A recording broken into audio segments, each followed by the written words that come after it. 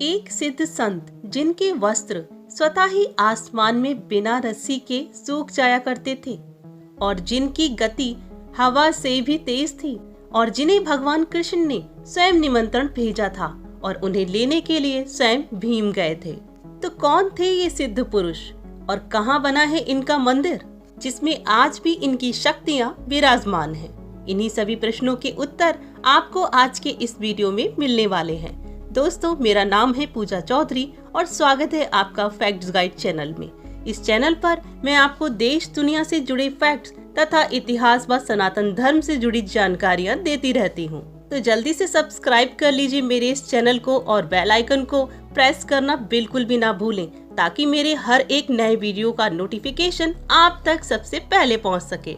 तो चलिए वीडियो की शुरुआत करते हैं। इन संत के विषय में ज्यादा जानने के लिए आइए सबसे पहले आपको लेके चलते हैं थार के रेगिस्तान के बीचों बीच स्थित इस घने जंगल में। थार के प्रवेश द्वार चुरू से आगे तारानगर नाम का एक शहर बसा है। इस शहर से 10 किलोमीटर दूर स्थित है रेगिस्तान का एक बीहड़ क्षेत्र। इस क्षेत्र में एक टीले पर स्थित है एक मंदिर और इस गांव की आबादी है एक पुरुष। जी हाँ, यहाँ पर केवल एक ही व्यक्ति को हासिल है इस गांव की नागरिकता। ठीक इसी जगह रहा करते थे वो सिद्ध पुरुष जिनका नाम था बाबा श्याम पांड्या जी। श्याम पांड्या जी को कई सिद्धियां भी प्राप्त थीं। सदियों पूर्व वो इसी जगह रहते थे तथा वे अपनी भेड़ बकरियां यहीं चराया करते थे। यहाँ ये मंदिर व जल कुंड भी मौजूद है। चारों ओर गहन शांति है व सुंदर दृश्य। इनके बारे में और अधिक पहले वर्णन से समझते। जब महाभारत का युद्ध समाप्त हो चुका था और कौरव युद्ध हार चुके थे तथा हस्तिनापुर की राजगद्दी पर पांडवों का शासन स्थापित हुआ, राजा युधिष्ठिर ने राजसूय यज्ञ करने का सोचा। तो यज्ञ को सफल करने हेतु कुशल ब्राह्मणों का होना भी अत्यंत आवश्यक था। तो भगवान कृष्ण ने स्वयं भीम को राजस्थान से श्याम पांड्या जी महाराज को सम्मान पूर्वक लाने का निर्देश दिया। जब भीम इस जगह पर पहुँचे तो वो हक्के बक्के रह गए क्योंकि उन्होंने देखा आसमान में बिना किसी रस्सी या डोरी के बाबा जी के वस्त्र सूख रहे थे। भीम को सहसा एहसास हुआ कि जिन्हें वो लेने आए हैं वो कोई सामान्य व्यक्ति तो नहीं हो सकता। भीम आगे बढ़े, टीले पर बनी उस कुटिया की ओर गए तो उन्हें सर्वप्रथम उनकी माता से भेंट हुई। माता जी को पहले से ही ज्ञात था कि ये भीम है। भीम उनसे कुछ पूछ पाते उससे पूर्व ही माता जी ने भीम से पूछा, आ गए भीम, कैसे हो बेटा? तुम विश्राम करो, मेरा बेटा अभी भेड़ बकरियां चराने गया है, वो आता ही होगा। आश्चर्यचकित होकर भीम ने स्वामी जी की वहीं प्रतीक्षा की। जब स्वामी जी वापस लौटे तो भीम से मुलाकात हुई और उन्होंने कहा, अभी मैं स्नान करूंगा, फिर उसके बाद पूजा करूंगा और उसके बाद ही चल सकूंगा। स्नान हेतु उन्होंने अपनी धोती आसमान से उतारी तथा स्नान के बाद धुले कपड़ों को आसमान में बिना रस्सी के ही लटका दिया।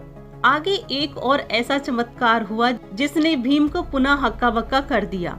भीम ने श्याम पांड्या जी से चलने को कहा तो उन्होंने कहा, आप कुरुक्षेत्र पहुँचिए, मैं स्वतः ही वहाँ आ जाऊंगा। इस पर भीम ने उनसे कहा कि आप साथ ही चलिए, आपके पास ना तो कोई घोड़ा है और ना ही कोई रथ, रास्ता बहुत कठिन है तथा दूरी बहुत है। इस पर श्याम पांड्या जी ने भीम को कहा, आप प्रस्थान करो, मैं आपसे पहले ही कुरुक्षेत्र पहुंच जाऊंगा, ये मेरा आपको वचन है। असमंजस में पड़े भीम ने कुरुक्षेत्र को प्रस्थान कर दिया। रास्ते में रेत के बड़े बड़े टीलों से होकर गुजरना पड़ा तो भीम की जूती में बहुत सारी रेत भर गई। जब भीम ने इसे झाड़ा तो यहाँ पर एक रेत का विशाल टीला बन गया। इसे भीम टिब्बा के नाम से आज भी जाना जाता है। आगे मार्ग में भीम को प्यास लगी तो भीम ने तीव्रता से जमीन पर अपने घुटने से प्रहार किया तो इससे यहाँ पर एक विशाल बावड़ी बन गई। इसका जल पीकर भीम ने अपनी प्यास बुझाई और वो आगे बढ़े। ऐसा माना जाता है कि इस बावड़ी का जल अकाल पड़ने पर भी कभी नहीं सूखता। भीम को श्याम पांड्या जी की चिंता हो रही थी कि आखिर वो कुरुक्षेत्र कैसे पहुँचेंगे। पर जब भीम कुरुक्षेत्र पहुँचे तो भीम ने देखा, ये क्या, ये मैंने क्या देख लिया।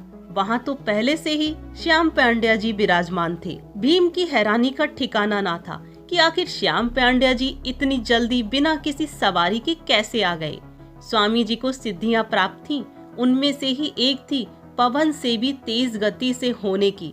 इससे ही वो एक स्थान से दूसरे स्थान पर हवा से भी तेज गति में स्वयं ही पहुंच जाते थे। इस मंदिर पर अमावस्या को एक मेला भी लगता है और दूर दूर से लोग दर्शन करने आते हैं तथा जो भी यहाँ आता है वो आज भी श्याम पांड्या जी की अलौकिक शक्तियों का अनुभव करता है। तो कभी जीवन में आपको भी मौका मिले तो अवश्य जाइएगा इस मंदिर, उस अलौकिक शक्ति का एहसास करने।